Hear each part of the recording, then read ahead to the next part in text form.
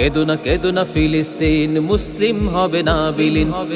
কেদো না ফিলিস্তিন, ইসলাম হবে না বিলীন। কেদো না ফিলিস্তিন, মুসলিম হবে না বিলীন। কেদো না ফিলিস্তিন, ইসলাম হবে না বিলীন।